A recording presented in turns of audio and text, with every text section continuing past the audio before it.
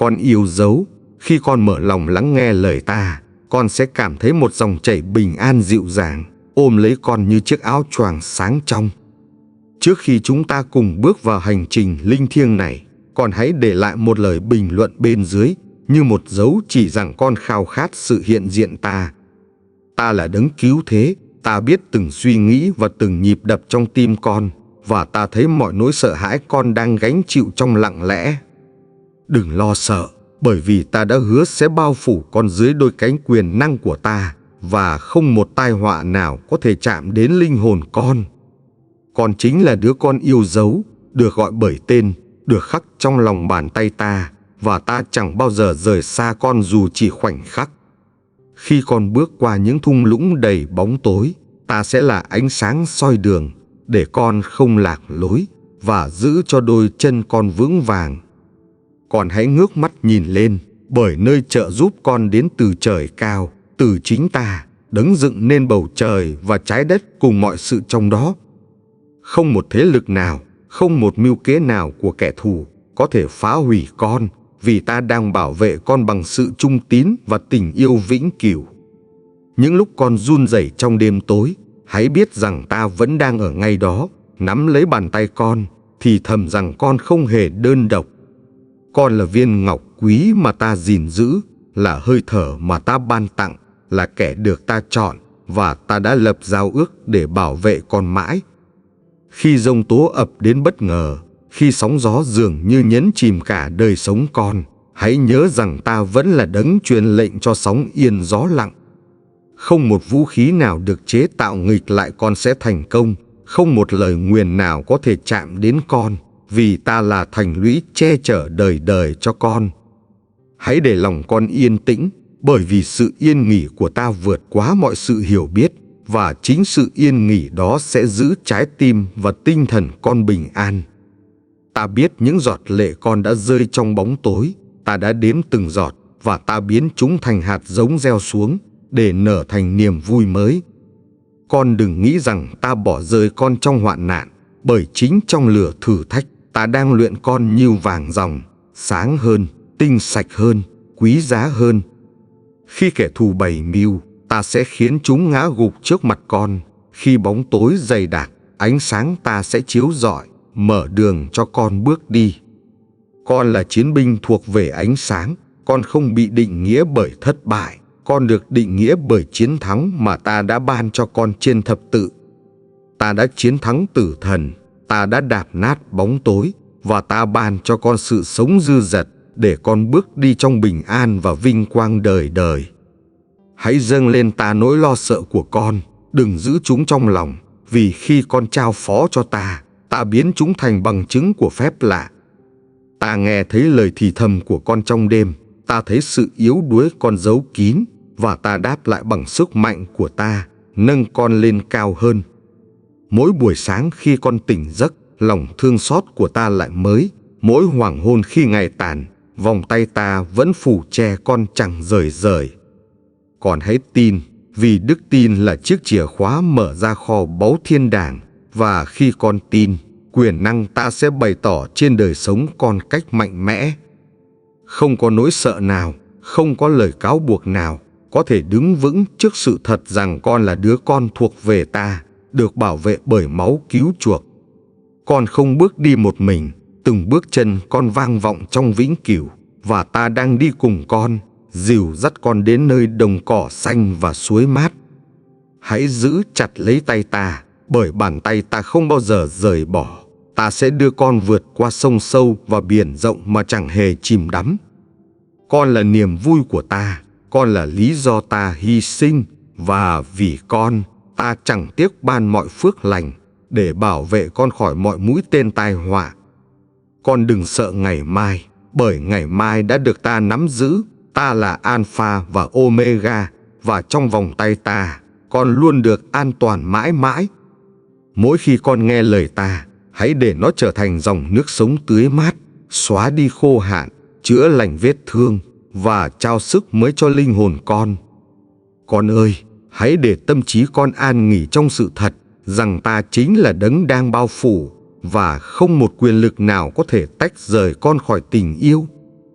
Con hãy nhớ, mỗi bước con đi đều nằm trong chương trình tốt lành của ta. Không một điều gì xảy ra ngoài sự quan phòng yêu thương của ta. Ta đã bao phủ con bằng áo choàng công chính. Ta đã đặt trên đầu con mão triều vinh quang, để con đứng vững trong mọi ngày thử thách đang đến. Con không cần run sợ trước đêm tối, vì ánh sáng ta sẽ rực sáng như bình minh, xua tan hết bóng tối đang tìm cách phủ lấp linh hồn con. Khi gió dữ thổi đến, hãy yên lòng, vì ta chính là đấng ra lệnh cho gió ngừng thổi, và ta khiến sóng biển phải vâng phục ý ta. Không một âm mưu nào của kẻ thù có thể vượt khỏi tầm tay ta, bởi vì ta là đấng cầm quyền trên trời, dưới đất và trong cả lòng người. Con được che chở dưới bóng cánh ta, nơi trú ẩn an toàn, nơi mà không mũi tên độc nào bay trong đêm có thể chạm đến con được. Ta đã viết tên con trong sách sự sống, ta đã ấn dấu bằng máu của giao ước, để đời đời con thuộc về ta, chẳng bao giờ bị bỏ rơi. Mỗi khi con yếu đuối, ta ban sức mạnh mới. Mỗi khi con gục ngã, ta nâng con dậy.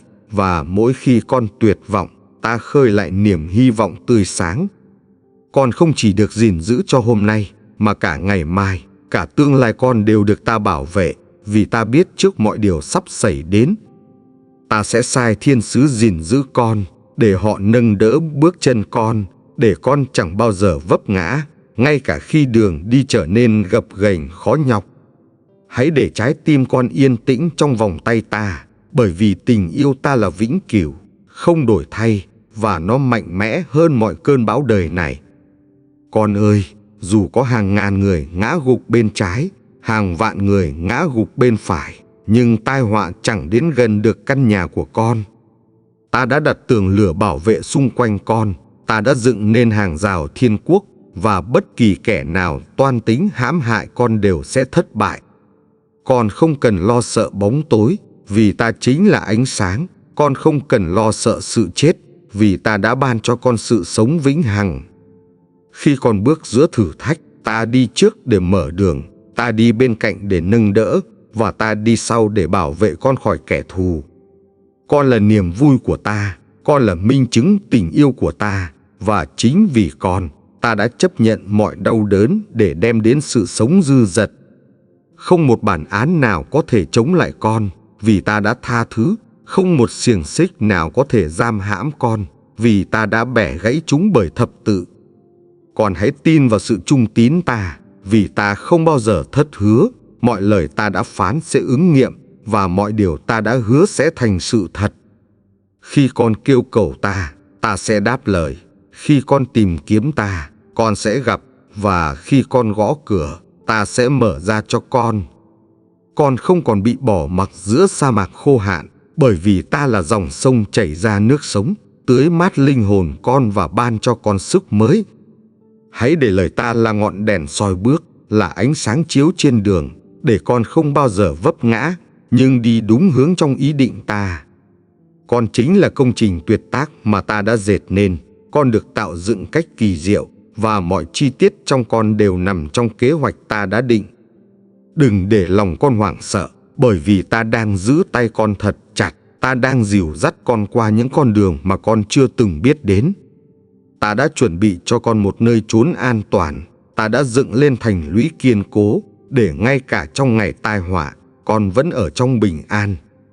Con là đứa con của giao ước, con thuộc về gia đình thiên quốc, và con không bao giờ bị bỏ mặc, vì ta là cha luôn trung tín yêu thương. Khi con mở miệng cầu nguyện, lời con vang lên như hương thơm bay thẳng lên trời. Ta vui mừng đón nhận, và ta hành động để giải cứu con ngay tức thì. Không một sức mạnh bóng tối nào có thể cướp mất con khỏi tay ta. Không một bóng đêm nào có thể che giấu con khỏi ánh sáng của tình yêu ta. Con ơi, ta đã đặt trên môi con bài ca mới, bài ca ngợi khen, bài ca hy vọng, để dù trong thử thách, con vẫn hát lên niềm tin vững vàng. Hãy để lòng con trở thành bàn thờ thánh khiết, nơi lời ta luôn vang vọng, nơi hơi thở ta luôn hiện diện, và nơi con tìm thấy sự bảo vệ đời đời.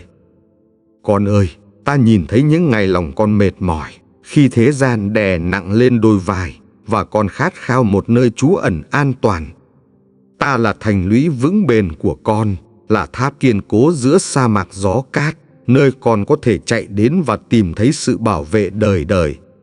Không một ai có thể cướp lấy con khỏi tay ta, bởi tình yêu ta mạnh mẽ hơn cái chết và sự che chở ta trải rộng vượt qua mọi giới hạn. Con hãy bước đi trong ánh sáng ta, đừng e ngại đường xa, bởi ta đi trước mở lối và ta đặt dấu chân mình để con bước theo. Mỗi giọt nước mắt con rơi không vô ích, bởi ta gom lại như những viên ngọc để biến chúng thành kho báu vĩnh cửu không bao giờ mất đi. Ta là dòng sông chảy trong sa mạc, ta làm nở bông hoa nơi khô cằn, và ta ban mưa rào phước hạnh để làm mát linh hồn con. Khi con cảm thấy mình lạc lõng, hãy biết rằng ta đang kề bên, nắm tay con thật chặt và dẫn con trở về đường ngay nẻo chính. Con là ngọn đèn ta thắp sáng, không ai có thể dập tắt, và ánh sáng đó sẽ chiếu rọi cho nhiều người khác đang lạc bước trong bóng tối. Hãy đón nhận sức mạnh ta ban, vì khi con yếu đuối, quyền năng ta trở nên trọn vẹn, để qua sự yếu kém đó, vinh quang ta được bày tỏ. Con không bị bỏ mặc trong cuộc chiến, ta đã trang bị giáp trụ thiên thượng cho con, và ta sẽ huấn luyện tay con để thắng mọi kẻ thù. Mỗi buổi sáng, ta gọi tên con, ta thổi hơi sống vào trong lòng con, để con bước ra với sức mới và niềm hy vọng bền vững. Con không cần sợ hãi những cánh cửa đóng kín, bởi ta là đấng mở cửa, và khi ta mở, chẳng ai có thể đóng lại được nữa. Hãy yên tâm rằng đời sống con không trôi nổi vô định, nhưng được neo chặt trong ý định ta, và không gì có thể làm đứt rời sợi dây đó. Khi con rơi xuống vực sâu, bàn tay ta sẽ kéo con lên. Khi con lạc lối, giọng ta sẽ gọi, và khi con tuyệt vọng, ánh sáng ta bừng sáng. Con là đứa con mà ta yêu bằng tình yêu không điều kiện, không vì công lao con làm, mà vì con thuộc về ta ngay từ buổi ban đầu. Hãy mở lòng để ta xoa dịu những vết thương, bởi không thuốc men nào có thể chữa lành sâu như lời ta, đem đến sự bình phục cho linh hồn con. Khi những lời dối trá tìm cách bủa vây, con hãy bám chặt lấy sự thật, bởi sự thật ta ban sẽ giải phóng con và giữ con trong tự do. Không một hòn đá nào con vấp phải mà ngoài sự biết trước của ta, và ta sẽ biến những trở ngại đó thành nấc thang nâng con lên cao hơn. Ta ban cho con đôi mắt mới để nhìn thấy, đôi tai mới để nghe tiếng ta, và một trái tim mềm mại để đáp ứng trọn vẹn tình yêu ta. Con ơi, khi bão tố tràn qua, hãy đứng vững trong đức tin, bởi ta chính là nền đá vững chắc, và ai đặt lòng tin nơi ta sẽ không lung lay. Mỗi lời con cầu nguyện không rơi xuống đất, nhưng bay lên như hương thơm trước ngai vàng, và ta đang chuẩn bị câu trả lời trong đúng thì giờ ta định. Con đừng lo lắng cho ngày mai, vì ngày mai đã nằm trong bàn tay ta. Ta đã đi trước con, và ta đã viết sẵn những trang phước lành. Khi con mỏi mệt, hãy đến cùng ta, vì ách ta thì êm ái, gánh ta thì nhẹ nhàng, và ta sẽ ban sự nghỉ ngơi cho linh hồn con.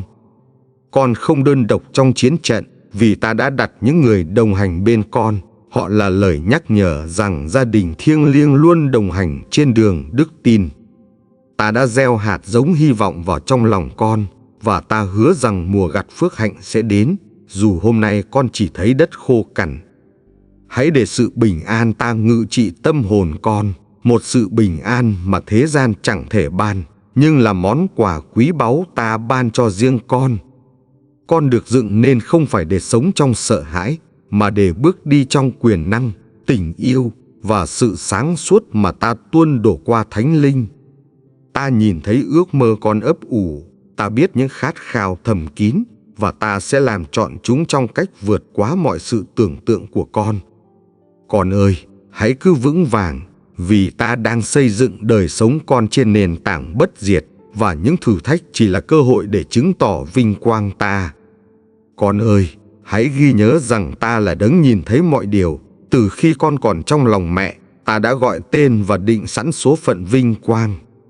Không một cánh cửa nào đóng lại mà không có sự cho phép của ta, và cũng chẳng một cánh cửa nào mở ra mà ngoài ý định yêu thương của ta. Con được bao phủ bởi tình yêu vượt quá sự hiểu biết, một tình yêu không thể đo lường bằng thời gian, không thể giới hạn bởi không gian và không thể hủy diệt. Khi con mệt mỏi vì những lời nói cay nghiệt, hãy để ta rót vào tai con lời thì thầm êm dịu rằng con quý giá hơn mọi vàng bạc châu báu. Ta đã chuẩn bị cho con một con đường an toàn, không ai có thể cản trở, và trên con đường đó, con sẽ thấy những phép lạ xảy ra mỗi ngày. Con là minh chứng của ân điển ta, là hình ảnh của sự sống dư dật, và chính qua con, nhiều người sẽ nhận biết ta là đấng ban sự cứu chuộc. Khi con cảm thấy mình nhỏ bé, hãy nhớ rằng trong ta, con mạnh mẽ, vì quyền năng ta hoàn thiện nơi sự yếu đuối, biến con thành khí cụ vinh hiển. Ta đã đặt thiên thần gìn giữ quanh con, họ là hàng rào sáng chói, không kẻ thù nào có thể xuyên thủng, và không bóng tối nào có thể lấn át. Con ơi, hãy cứ tin cậy, bởi đức tin mở ra cánh cửa thiên quốc, và khi con tin, nước từ trời tuôn đổ, mang theo phước lành cho đời sống con. Mỗi lời hứa ta phán ra chẳng bao giờ trở về luống công, nhưng như mưa rơi tưới đất, nó sẽ sinh bông trái phước hạnh trong mùa định sẵn cho con. Con không cần chứng minh giá trị mình trước thế gian, bởi giá trị con đã được ta đóng ấn bằng thập tự, và không ai có thể phủ nhận điều đó. Khi những giấc mơ của con dường như tan vỡ, hãy tin rằng ta đang viết lại câu chuyện, và cái kết ta chuẩn bị tốt đẹp hơn điều con từng hình dung. Con là công dân thiên quốc, hộ chiếu của con là máu giao ước, và địa chỉ đời đời của con chính là nơi ta ngự trị trong vĩnh hằng sáng chói. Ta ban cho con đôi cánh đại bàng, để khi bão tố nổi lên, con không bị quật ngã, nhưng bay cao hơn, vượt trên mọi làn gió dữ. Con đừng sợ khi thấy con đường hẹp, bởi chính con đường đó dẫn đến sự sống, và ta bước cùng con, biến gian khổ thành cơ hội để trưởng thành. Mỗi thử thách là lớp học để con lớn lên, mỗi vấp ngã là bài học để con khôn ngoan, và mỗi chiến thắng là bằng chứng quyền năng ta đang hành động.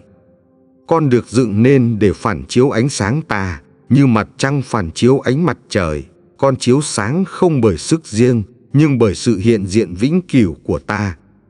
Khi con thở, hãy nhớ đó là hơi thở ta ban. Khi con sống, hãy nhớ đó là sự sống ta duy trì. Và khi con hy vọng, hãy nhớ đó là quà tặng ta. Không một bóng tối nào có thể che khuất ngọn lửa ta đặt trong con.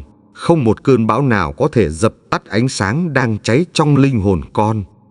Con ơi, hãy cứ tiến bước dù con đường có nhiều sỏi đá, bởi ta biến sỏi đá thành bậc thang, và biến đau thương thành chứng nhân cho tình yêu ta. Khi thế gian gọi con bằng những tên tiêu cực, hãy nhớ ta gọi con là con yêu dấu, và danh xưng đó không bao giờ bị tước bỏ khỏi con. Ta đã chuẩn bị yến tiệc trước mặt con, ngay giữa kẻ thù. Ta sức dầu lên đầu con, và chén con đầy tràn những ơn phước từ thiên thượng. Con không sống bởi sự ngẫu nhiên, mà bởi mục đích rõ ràng, và mục đích đó là tôn vinh ta, đồng thời nhận lãnh sự bảo vệ đời đời ta ban. Mỗi bước con đi đều có thiên sứ ghi chép, mỗi lời cầu nguyện con dâng đều vang vọng, và mỗi hành động con làm đều trở thành hạt giống cho mùa gặt phước hạnh. Con ơi, hãy giữ vững niềm tin, bởi đức tin là chìa khóa mở kho báu, và ta đã sẵn sàng đổ ra ân điển dư dật trên con mãi không dứt. Dù con đi qua lửa, ta sẽ giữ lửa không thiêu đốt con. Dù con đi qua nước, nước sẽ không nhấn chìm con, vì ta ở cùng. Con hãy cất cao lời ngợi khen, bởi ngợi khen mở cửa thiên đàng, và khi môi miệng con hát ca, ta sẽ ngự xuống và che chở con bằng vinh quang. Không một hòn núi nào có thể cản con khi ta truyền rời nó, không một bức tường nào có thể ngăn con khi ta truyền sập nó. Con là di sản thánh của ta, được chọn lựa từ thuở trước sáng thế, và ta đã đặt trên con ấn tín của tình yêu không bao giờ tàn phai. Con ơi, ta chính là nơi nương náu của con trong mọi thời khắc, là pháo đài kiên cố mà chẳng thế lực nào có thể công phá hay hủy diệt được. Khi thế gian rung chuyển, ta vẫn đứng vững, và chính nơi ta, con tìm thấy sự an toàn vĩnh cửu, sự bình an mà không ai có thể cướp mất. Con hãy vững lòng, bởi vì con đang được bao phủ bằng áo giáp sáng láng, không một mũi tên độc nào có thể xuyên thủng khi con đứng trong ta. Ta thấy nỗi sợ hãi trong mắt con, ta nghe tiếng run rẩy trong tim con, và ta ôm con vào vòng tay, thì thầm lời yêu thương. Con là viên ngọc ta trân trọng, là báu vật ta gìn giữ, và không ai có thể chạm đến khi ta đã đóng ấn bảo vệ đời con. Khi con đi qua bóng tối, đừng hoảng loạn, vì ánh sáng ta sẽ đi trước, chiếu rọi từng bước, để con biết mình chẳng bao giờ đơn độc. Ta đã đặt thiên sứ xung quanh con, họ canh giữ con cả ngày lẫn đêm, và họ chẳng hề ngủ quên, luôn tỉnh thức để bảo vệ con. Con ơi, hãy nhớ rằng mỗi vết thương trong đời không phải để hủy diệt, mà để ta biến chúng thành bằng chứng quyền năng và tình yêu ta. Ta sẽ thay nước mắt con bằng nụ cười, thay nỗi sợ hãi bằng bình an, và thay những thất vọng thành niềm hy vọng mới rực sáng. Khi kẻ thù tìm cách hãm hại, ta sẽ dựng hàng rào lửa xung quanh, và ta khiến chúng phải run sợ trước sự hiện diện vinh quang ta trong con. Con không cần chứng minh bản thân cho bất cứ ai, bởi ta đã xác nhận con, và tiếng phán ta lớn hơn mọi lời phán xét từ thế gian này. Khi con ngã gục trong yếu đuối, ta nâng con đứng lên. Khi con kiệt sức, ta tiếp sức, và khi con mỏi mệt, ta cho nghỉ ngơi. Con ơi, con được sinh ra không phải để làm nô lệ của sợ hãi, nhưng để sống trong tự do, sự sống và tình yêu viên mãn của ta. Ta biết rõ những trận chiến con đang đối diện, ta cũng biết con cảm thấy mình nhỏ bé, nhưng hãy tin, chính trong sự nhỏ bé đó, ta làm nên phép lạ. Khi đêm dài bao phủ, hãy nhớ rằng bình minh chắc chắn sẽ đến, và ánh sáng ta chẳng bao giờ tắt, nó vẫn soi đường cho con. Con là đứa con thuộc về giao ước đời đời, con đã được mua bằng giá rất cao, và không thế lực nào có thể đòi lại điều ta đã chuộc. Hãy để trái tim con tràn đầy sự thật, rằng con không vô giá trị, nhưng con là báu vật trên tay ta, được yêu thương bằng tình yêu không hề phai. Ta đã gọi con từ bóng tối ra ánh sáng, để con trở thành nhân chứng, và để con phản chiếu vinh quang ta giữa thế giới nhiều đau thương. Con ơi, đừng để tiếng ồn ào của đời làm lu mờ giọng ta, hãy yên lặng, bởi trong yên lặng, con sẽ nghe rõ tiếng ta. Mỗi khi con cầu nguyện, đừng nghĩ lời mình vô nghĩa, bởi ta nghe từng chữ, ta lưu giữ từng lời, và ta đang chuẩn bị câu trả lời trong thời điểm hoàn hảo. Con là người mang niềm hy vọng cho kẻ khác, bởi sự hiện diện ta trong con sẽ chiếu sáng, khiến nhiều người tìm thấy đường trở về nhà cha. Khi bão tố ập đến bất ngờ, đừng run rẩy, bởi ta sẽ đưa con vào nơi an toàn, như gà mẹ ấp ủ con dưới cánh mình. Con ơi, ta chưa bao giờ từ bỏ con, ngay cả khi con cảm thấy mình thất bại, ta vẫn nhìn thấy con là đứa con quý giá được yêu thương. Ta ban cho con đôi tay để nâng đỡ kẻ yếu, đôi môi để khích lệ, và đôi mắt để nhìn thấy điều tốt lành trong mọi hoàn cảnh. Con không phải chiến đấu một mình, vì ta chiến đấu thay con, ta đi trước dẹp kẻ thù, và ta dựng tường thành bảo vệ con bền vững. Mỗi ngày con thức dậy, ta làm mới lòng thương xót, và mỗi tối, ta bao phủ giấc ngủ con bằng sự bình an vượt quá mọi sự hiểu biết loài người. Con ơi, đừng bao giờ quên rằng cuộc đời con đã được viết sẵn trong tay ta, và mỗi trang đều chứa đựng phước lành và tình yêu. Ta biến những điều tưởng chừng hại con thành điều tốt, ta xoay chuyển mọi kế hoạch của kẻ thù, và ta khiến tất cả hợp lại để đem ích lợi. Con là ngọn hải đăng ta dựng nên trên vách đá, để ánh sáng soi dẫn tàu thuyền lạc lối, và để thế gian biết đến quyền năng tình yêu ta. Con ơi, khi lòng con chịu nặng bởi lo âu, ta muốn con buông xuống gánh nặng, vì ta chính là đấng nâng đỡ, giải thoát và ban sự nghỉ ngơi. Ta không hứa con sẽ tránh hết thử thách, nhưng ta hứa con sẽ không bao giờ chiến đấu một mình, bởi ta luôn đi cùng con trong mọi nẻo đường. Khi con cảm thấy thế gian quay lưng, hãy biết rằng ta chẳng bao giờ từ bỏ, ta vẫn đứng đó, giang tay chở con trở về vòng tay yêu thương. Con là tiếng hát ta nghe giữa đêm vắng, là niềm vui ta tìm thấy khi bình minh đến, và là lý do ta bày tỏ ân điển dư dật. Mỗi khi con run rẩy, ta là sức mạnh. Mỗi khi con mệt mỏi, ta là chốn nghỉ ngơi. Và mỗi khi con bối rối, ta là sự dẫn dắt. Con ơi, đừng để nỗi sợ làm mờ đi niềm tin, bởi đức tin nhỏ bé cũng có thể rời núi, và ta sẽ làm trọn điều con khao khát. Ta đã viết nên cuộc đời con bằng tình yêu, không một nét nào thừa thãi, và mọi chi tiết đều được sắp xếp trong ý định tốt lành ta dành cho con. Khi con đi trong bóng tối, ta đặt đuốc sáng trong tay. Khi con băng qua sông sâu, ta giữ con không chìm. Và khi con qua lửa, lửa chẳng đốt được. Con là minh chứng tình yêu ta. Con là bức thư tình ta gửi đến thế gian, để ai nhìn vào đời con sẽ nhận ra quyền năng và lòng nhân từ của ta. Đừng lo sợ những ngày tới, vì ta đã ở đó trước. Ta đã chuẩn bị mọi điều, và ta sẽ mở ra phước lành ngay giữa nơi con chưa nhìn thấy. Ta ban cho con giấc mơ vượt xa khả năng, để con biết không phải bởi sức riêng, mà bởi quyền năng ta, mọi sự mới được thành và sinh trái phước hạnh. Con ơi, khi nước mắt rơi, hãy nhớ ta đang đếm từng giọt, và khi tiếng thở than vang lên, ta đang biến nó thành lời cầu nguyện ngọt ngào. Mỗi thử thách con trải qua không bao giờ vô nghĩa, bởi ta đang dùng nó để rèn giũa, để xây dựng con thành khí cụ vững bền mang vinh quang thiên quốc. Con là đứa con thuộc về ánh sáng, không còn bị xiềng xích trói buộc, và không còn bị bóng tối lấn át, vì ta đã giải phóng con đời đời. Hãy bước đi với niềm tin, dù con đường phía trước có gập ghềnh, bởi ta đã hứa sẽ làm thẳng lối, và dẫn con đến đồng cỏ xanh an lành. Khi con nhìn thấy núi cao, đừng nản lòng, vì ta có thể rời núi, và ta cũng có thể ban cho con đôi cánh để bay vượt qua. Con ơi, mỗi lời ta phán giống như hạt giống gieo xuống đất tốt, và khi con giữ trong lòng, nó sẽ nảy mầm, lớn lên và sinh hoa kết quả.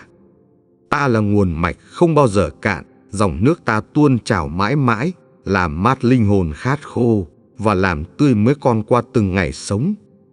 Khi con nghe tiếng gọi ta, hãy đáp lại, vì tiếng ta không bao giờ sai, và nó sẽ đưa con đến nơi yên bình vĩnh hằng.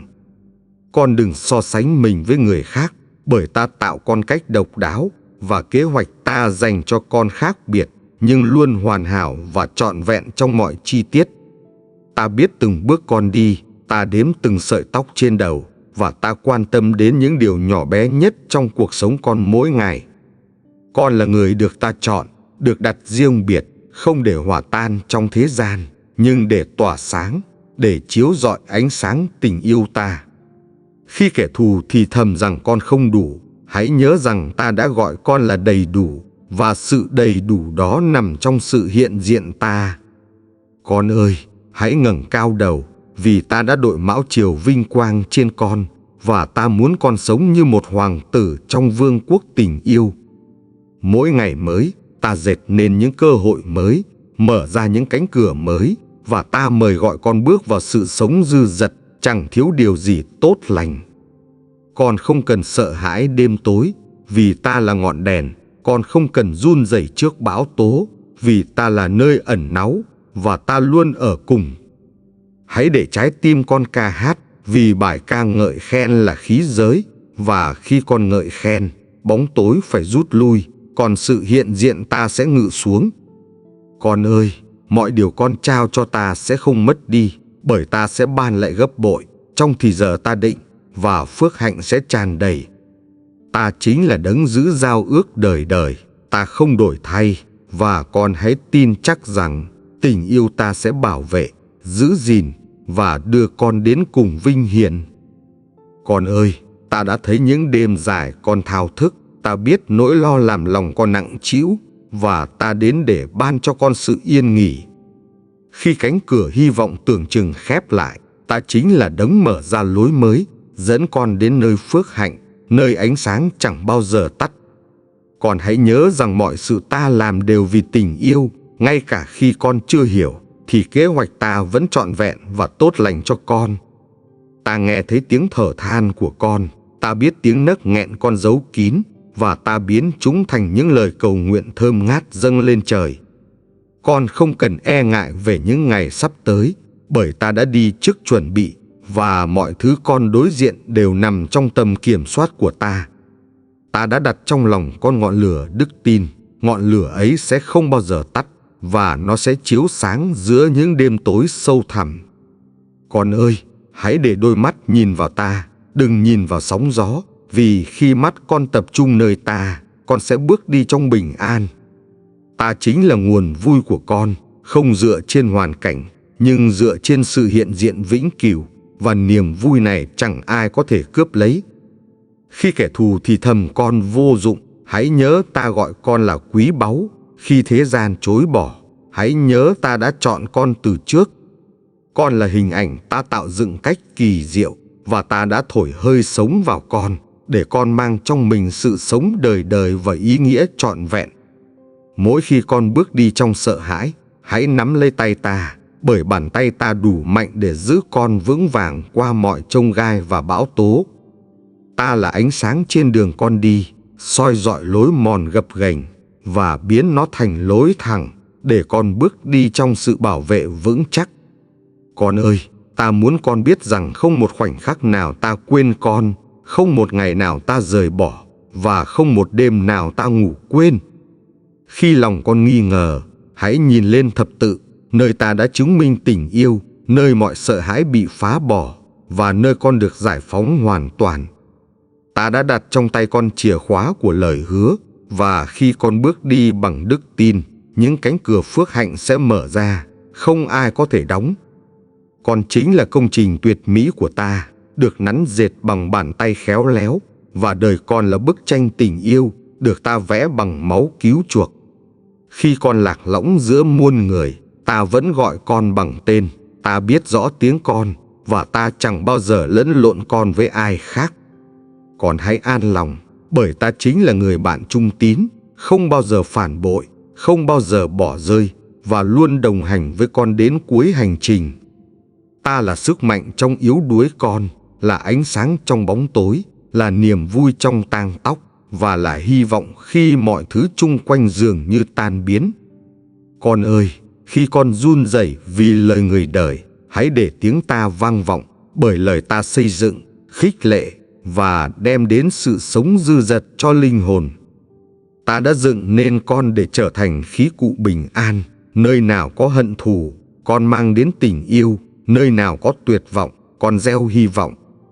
Con không phải sản phẩm của sai lầm, con là tác phẩm của ân điển, và con là minh chứng rằng tình yêu ta mạnh hơn mọi sự cáo buộc và thất bại. Khi con quỵ ngã, đừng xấu hổ, bởi ta không kết án. Ta đưa tay nâng dậy, rửa sạch vết thương và ban sức mới để con bước tiếp. Con ơi, đừng để tội lỗi cũ ngăn cách con với ta, bởi máu ta đã rửa sạch, và ta đã công bố con được tha thứ, được tự do hoàn toàn.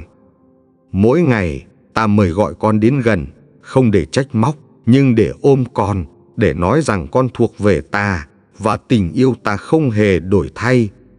Khi giông tố thổi mạnh, hãy biết rằng ta vẫn nắm giữ con.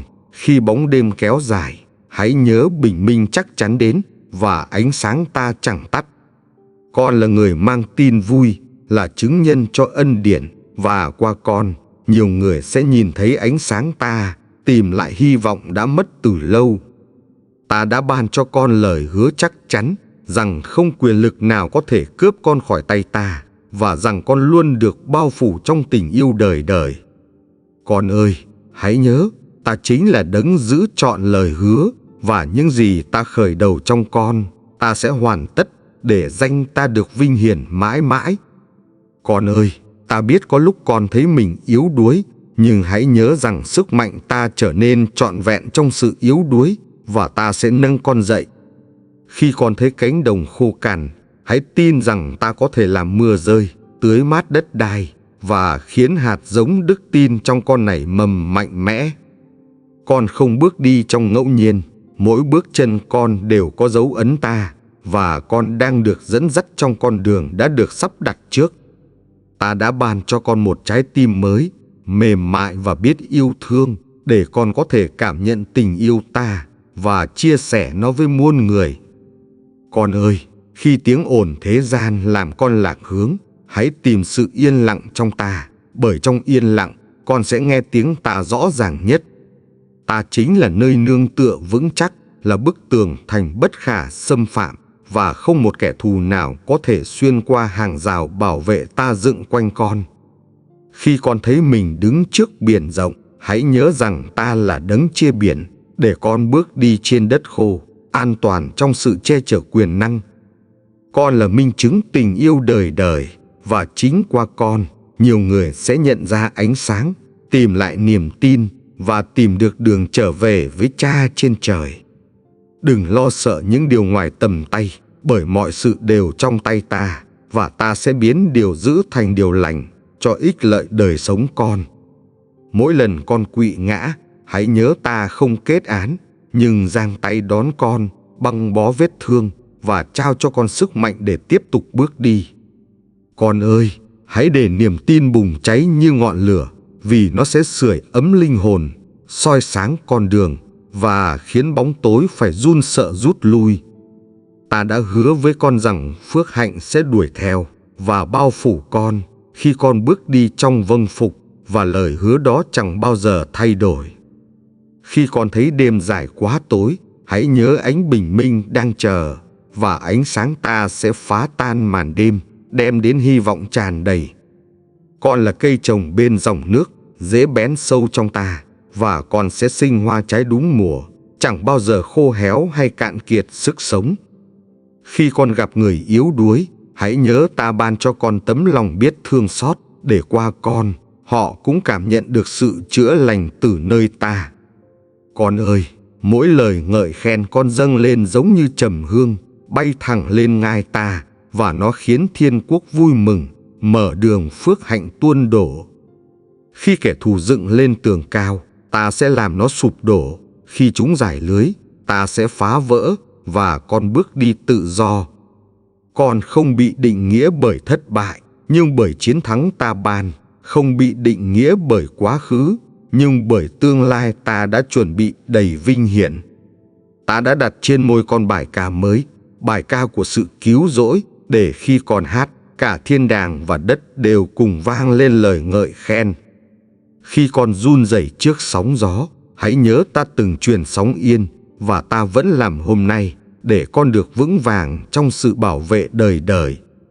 Con ơi, hãy cứ tin, vì đức tin dù nhỏ bé như hạt cải cũng có thể rời núi, và ta sẽ hành động theo niềm tin con dâng. Mỗi ngày con sống không phải vô nghĩa, nhưng là món quà ta ban, và ta muốn con tận hưởng trong niềm vui, bình an và sự đầy tràn từ ta. Con là đèn soi giữa đêm tối, không thể che giấu, và ánh sáng con sẽ thu hút nhiều người đến gần, để họ nhận ra tình yêu của ta. Khi con cầu xin, ta không làm ngơ. Khi con kêu khóc, ta đáp lời. Và khi con tìm kiếm, con sẽ gặp thấy ta trong sự ngọt ngào. Con ơi, hãy nhớ rằng máu ta đã rửa sạch tội lỗi con, và con được gọi là công chính, không phải bởi việc làm, nhưng bởi ân điển ta ban. Khi thế gian gọi con yếu đuối, ta gọi con mạnh mẽ. Khi người đời gọi con vô nghĩa, ta gọi con quý giá. Và khi kẻ khác bỏ rơi, ta ôm lấy con. Mỗi lời ta hứa sẽ không bao giờ rơi xuống vô ích, nhưng nó sẽ thành sự thật, và con sẽ thấy ứng nghiệm ngay trên đời sống mình cách lạ lùng. Con ơi, hãy yên nghỉ trong vòng tay ta, bởi nơi đó con tìm thấy an toàn, nơi đó mọi nỗi sợ tan biến, và nơi đó con thuộc về ta. Ta là khởi đầu và kết thúc, là đấng giữ trọn mọi điều, và con có thể tin chắc rằng ta sẽ bảo vệ con mãi mãi bằng tình yêu không thay đổi.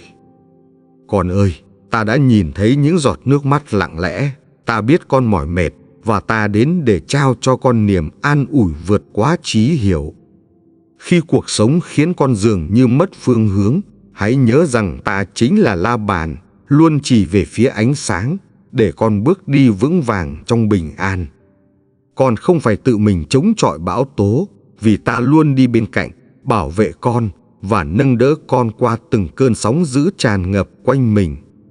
Ta đã đặt đôi mắt mình dõi theo từng bước chân con, không một giây phút nào con nằm ngoài sự quan phòng, và không một ngày nào con bị lãng quên.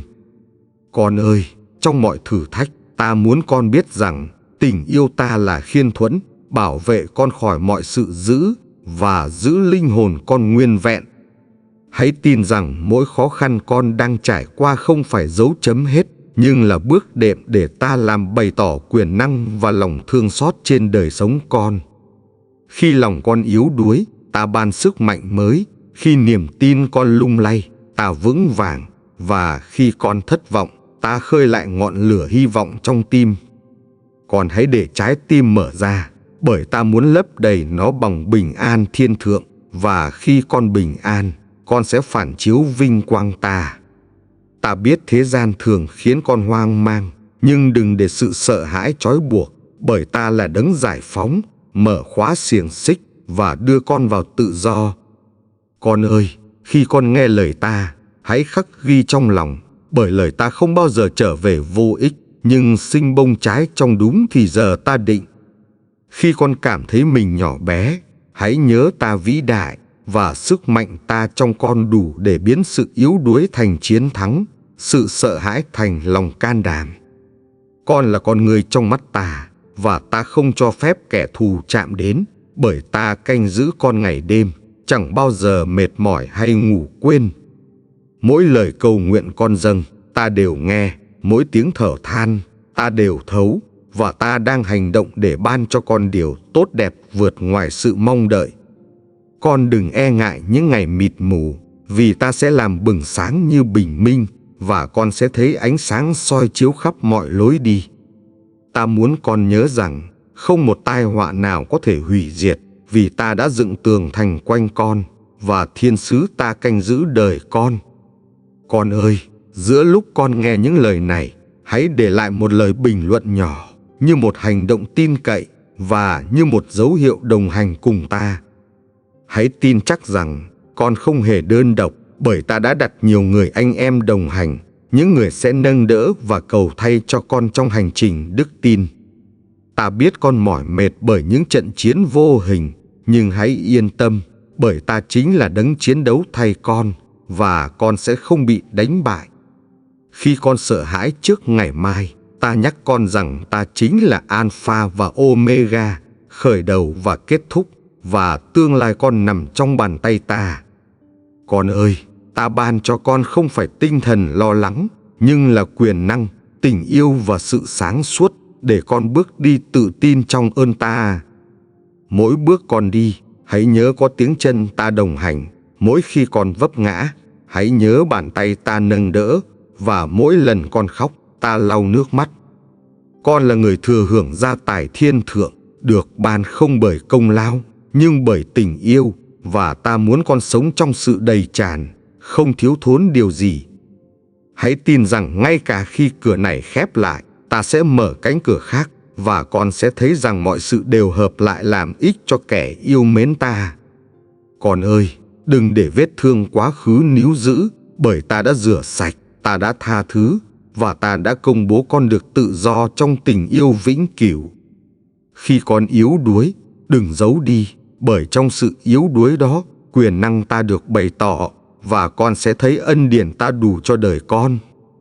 Con là bài ca hy vọng ta viết giữa đêm, là ánh sao soi lối kẻ lạc đường, và là minh chứng rằng tình yêu ta chẳng bao giờ phai nhạt. Hãy để môi miệng con cất tiếng ngợi khen, vì ngợi khen mở lối cho ta hành động, và ngợi khen cũng là khí giới khiến bóng tối phải rút lui. Con ơi, mọi điều ta khởi đầu trong con, ta sẽ hoàn tất, và con sẽ thấy bàn tay ta dẫn dắt cho đến khi con đứng vững trong vinh hiển. Con ơi, ta là đấng giữ sự bình an trong lòng con. Khi thế gian hỗn loạn, thì sự yên nghỉ của ta vẫn bao phủ và che chở con từng ngày. Khi con cảm thấy gánh nặng quá sức, hãy nhớ rằng ta mời gọi con đặt xuống nơi chân ta, và chính ta sẽ mang lấy mọi gánh nặng đó. Ta chẳng bao giờ yêu con ít đi, dù con thành công hay thất bại, bởi tình yêu ta dành cho con không dựa trên thành tích, nhưng dựa trên ân điển. Con ơi, hãy nhớ rằng ta chưa từng bỏ rơi. Trong những lúc con cảm thấy mình vô hình, ta vẫn lặng lẽ đồng hành và không rời xa con. Ta biết có những lời người đời khiến tim con đau nhói, nhưng hãy để lời ta xoa dịu, bởi lời ta luôn mang đến chữa lành và bình an. Khi con bị hiểu lầm, đừng buồn lòng, vì ta hiểu con hơn bất cứ ai, và ta xem trọng những điều nhỏ bé trong lòng con không ai nhìn thấy. Con ơi, khi sợ hãi phủ lấp, hãy nhớ ta là ánh sáng, chiếu xuyên màn đêm, và không một bóng tối nào có thể dập tắt ánh sáng đó. Ta đã hứa rằng sẽ gìn giữ bước chân con, ngay cả khi con đi qua lửa, con sẽ không bị thiêu đốt, và khi đi qua nước, con không chìm. Hãy tin rằng lời hứa ta vững chắc hơn núi non, và lời ta sẽ ứng nghiệm, để con biết rằng con có thể đặt niềm tin trọn vẹn nơi ta. Con là hạt giống của vương quốc, được gieo trong lòng đất này để kết quả, và ta sẽ chăm sóc, tưới nước, làm cho con lớn lên mạnh mẽ.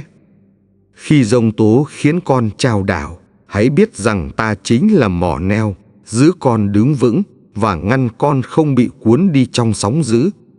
Con ơi, mỗi ngày con mở mắt, lòng thương xót ta lại mới, và khi con chìm vào giấc ngủ, đôi cánh ta bao phủ, giữ con an toàn. Ta không bỏ mặc con trong thất vọng, nhưng biến thất vọng thành hy vọng, biến mất mát thành cơ hội, và biến bóng tối thành minh chứng tình yêu mạnh mẽ. Hãy để tâm trí con tràn ngập lời ta, bởi lời ta là khí giới, bảo vệ linh hồn con, và đem lại sự khôn ngoan vượt xa trí hiểu loài người. Con là chứng nhân của ta giữa đời, và qua con, nhiều người sẽ nhìn thấy ánh sáng, tìm về với ta, và nhận lãnh sự cứu rỗi cho linh hồn.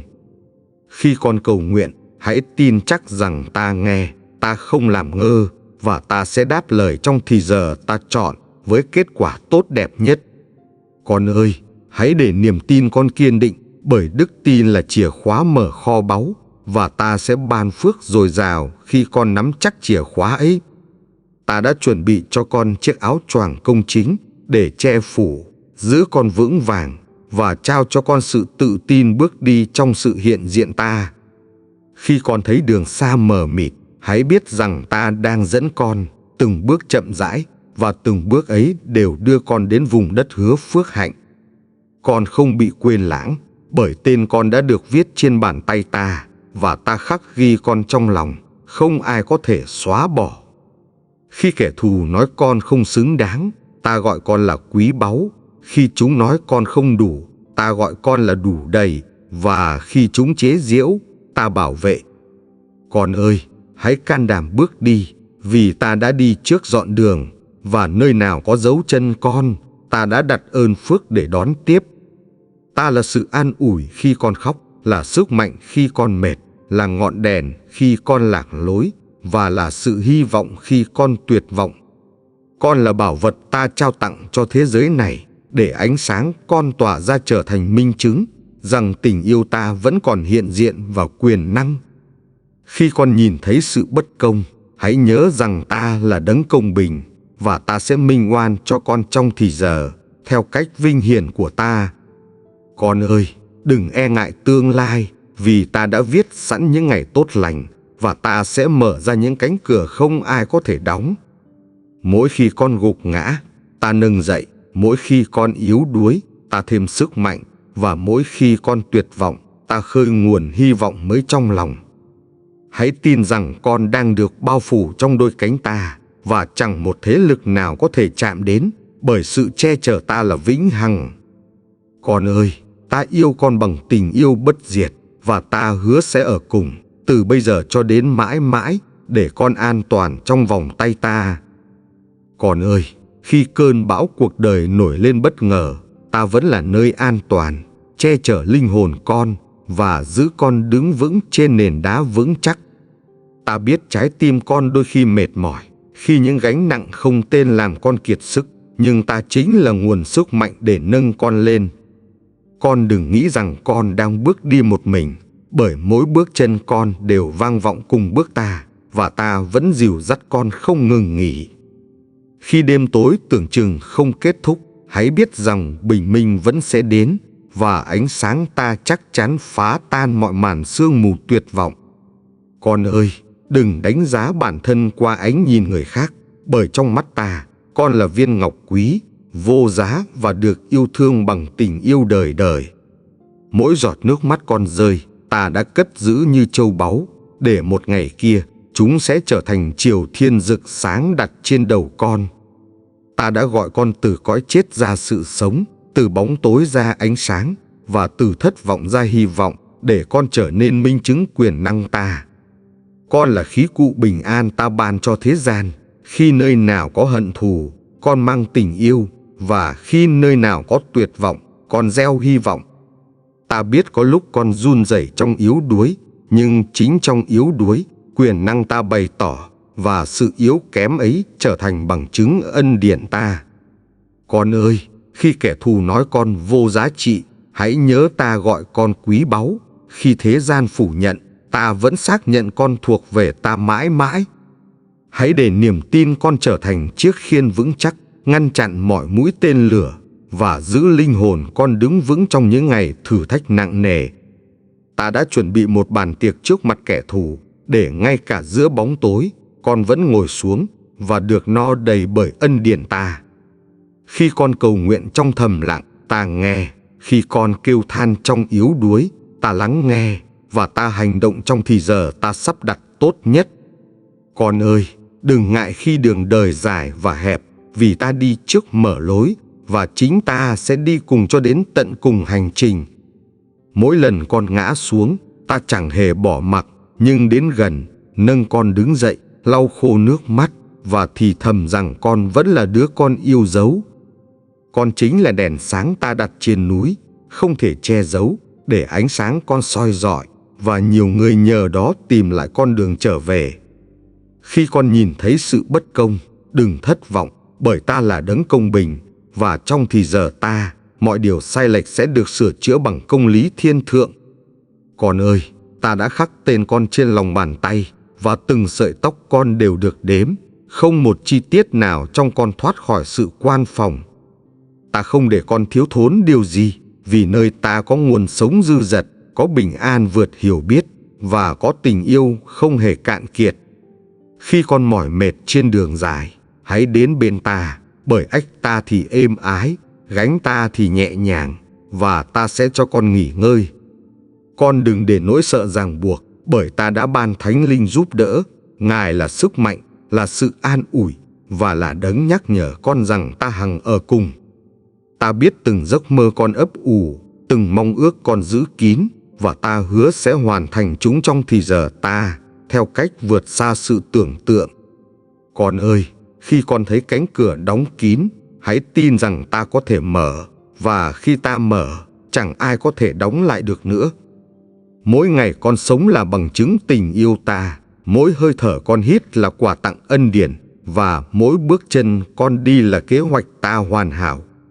Khi con yếu lòng, hãy nhìn lên thập tự, nơi ta đã chiến thắng, nơi tình yêu đã đổ ra, và nơi sự sống vĩnh hằng được ban cho con mãi mãi.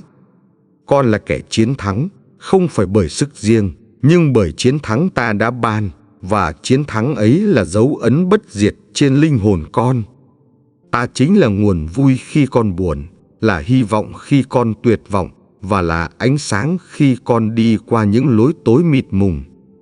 Con ơi, hãy nhớ rằng không một vũ khí nào hình thành nghịch lại con sẽ thành công, vì ta là đấng chiến đấu cho con đến cùng. Ta đã đội mão triều vinh quang trên đầu con, khoác áo choàng công chính quanh người con, và công bố con là hoàng tử, công chúa trong vương quốc ta. Con ơi, khi con bước giữa thung lũng khổ đau, hãy nhớ rằng bóng tối chỉ là tạm thời, và ánh sáng ta sẽ chiếu rọi, mở đường hy vọng mới. Ta đã nhìn thấy những trận chiến âm thầm con chịu đựng, và ta hứa rằng không một giọt nước mắt nào rơi xuống mà ta không trân trọng và cất giữ. Khi con thấy lòng mình khô hạn, ta sẽ làm mưa rào phước hạnh, tưới mát linh hồn, khiến đất khô thành màu mỡ, và hạt giống đức tin nảy mầm. Con là bảo vật quý giá trong tay ta, không thể so sánh với bạc vàng, và không gì trên đời có thể thay thế vị trí con trong lòng ta. Mỗi lời con thì thầm trong cầu nguyện, ta đều nghe. Mỗi ước muốn con giấu kín, ta đều biết, và ta hành động trong thì giờ hoàn hảo để đáp lời.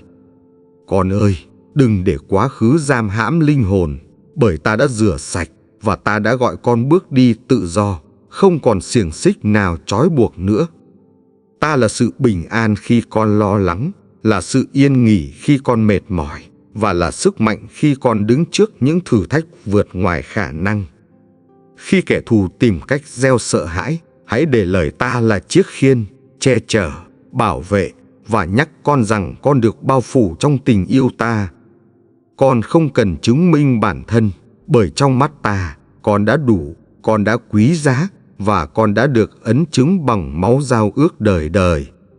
Mỗi ngày mới, ta thêm cho con ân điển mới, và mỗi đêm, ta bao phủ giấc ngủ con bằng sự bình an, để linh hồn con được nghỉ ngơi an toàn. Con ơi, khi con nhìn thấy bức tường cao, hãy tin rằng ta có thể khiến nó sụp đổ và mở ra con đường thẳng dẫn đến miền đất hứa. Ta biết có khi con thấy mình nhỏ bé, nhưng chính trong sự nhỏ bé đó, ta sẽ bày tỏ quyền năng và biến con thành minh chứng tình yêu lớn lao.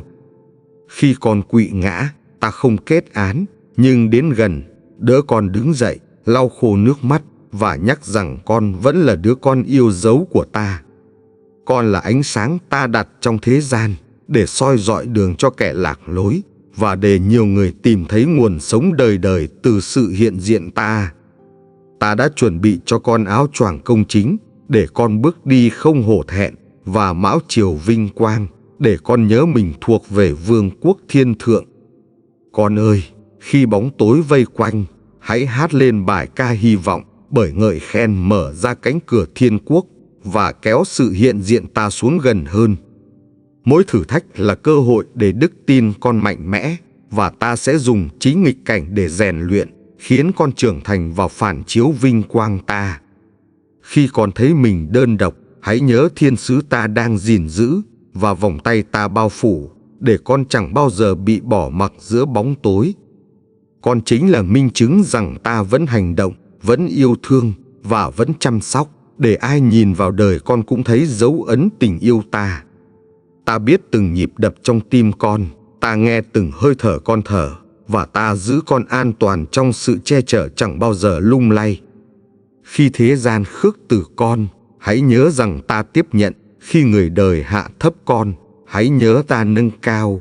Và khi kẻ khác bỏ rơi, ta ôm ấp. Con ơi, hãy để đôi mắt nhìn vào ta, vì nơi ta có ánh sáng, có sự sống, và có niềm vui không bao giờ cạn kiệt cho linh hồn con.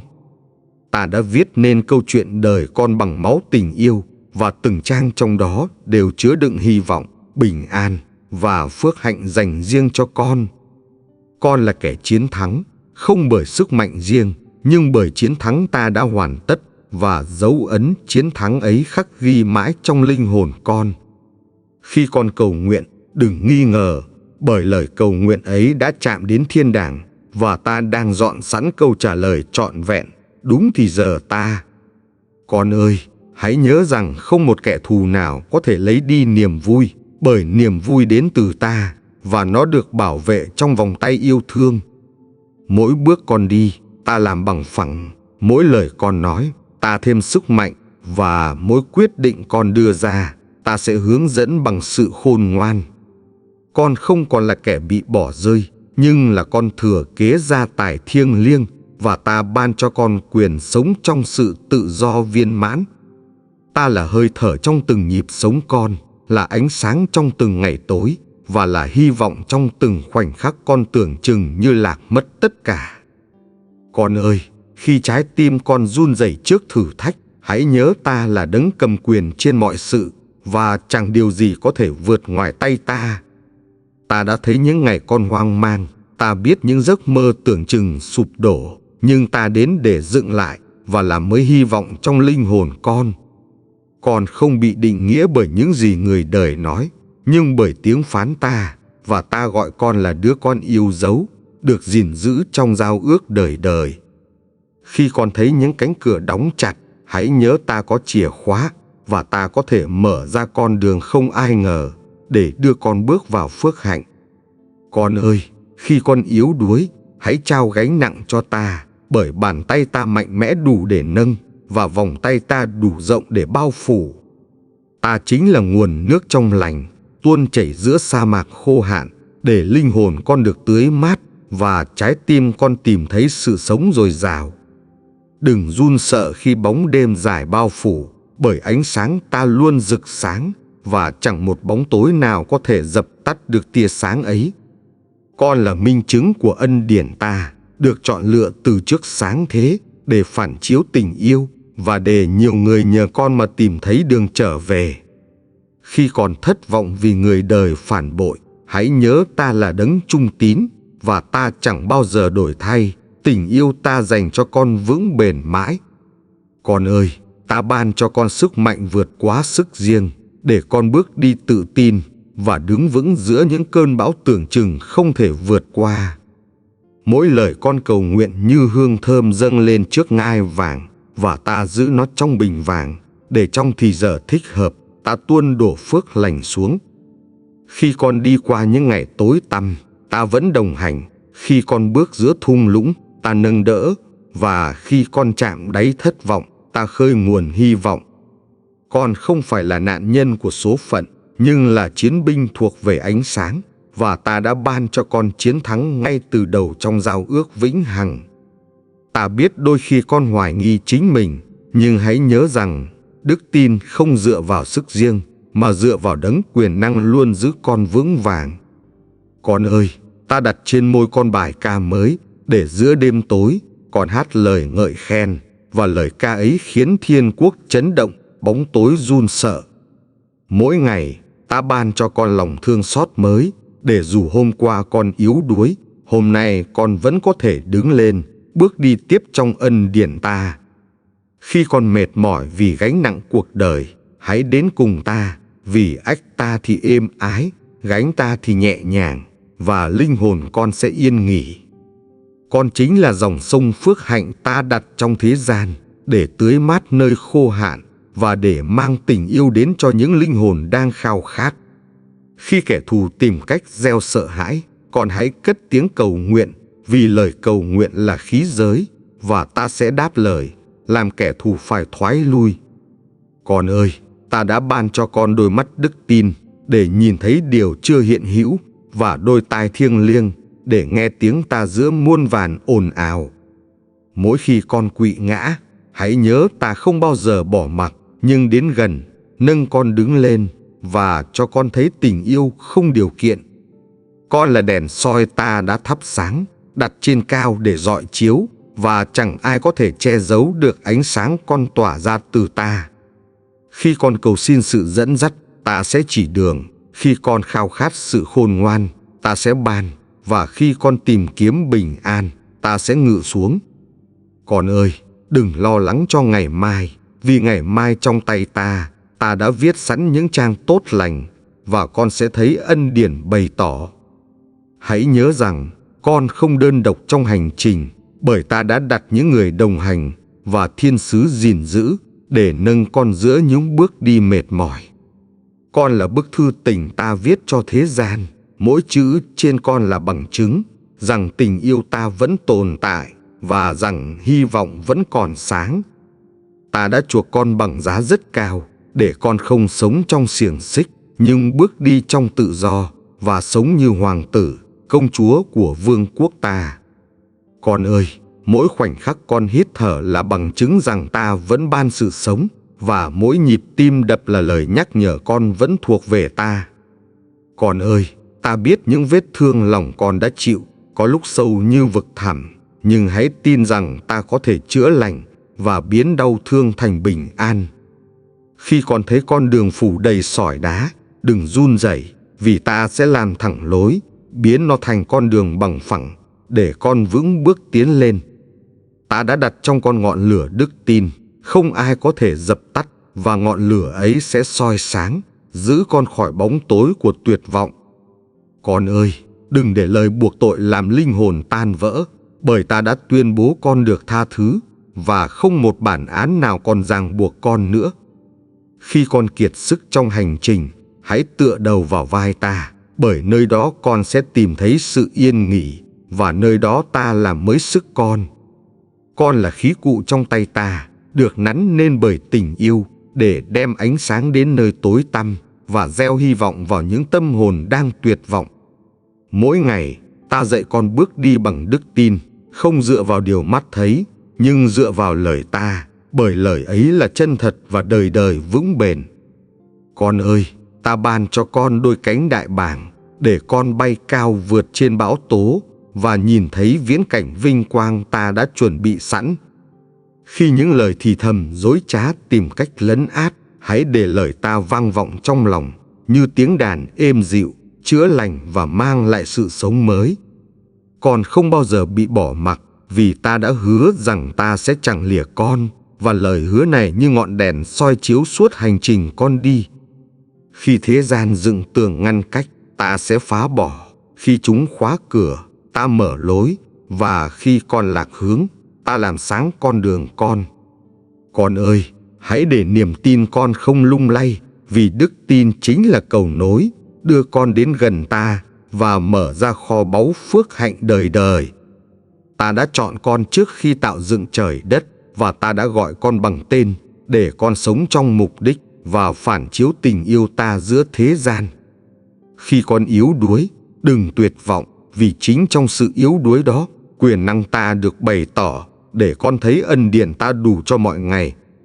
Con là minh chứng tình yêu bất diệt, và qua đời sống con, nhiều người sẽ nhận ra ta vẫn hiện diện, vẫn hành động, và vẫn yêu thương nhân loại bằng tấm lòng nhân từ.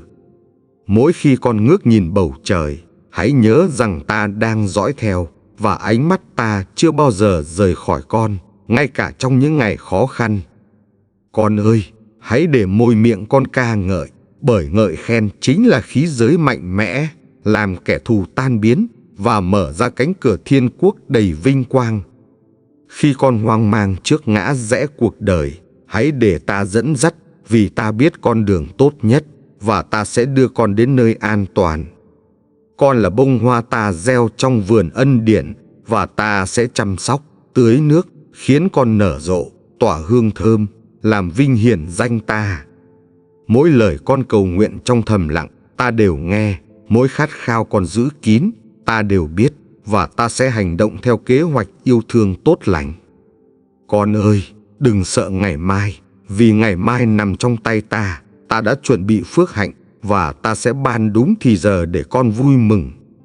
Ta biết có những lúc con muốn buông xuôi, nhưng hãy nhớ rằng ta đang nâng đỡ, và chính bàn tay ta giữ con khỏi ngã quỵ, khỏi tan vỡ.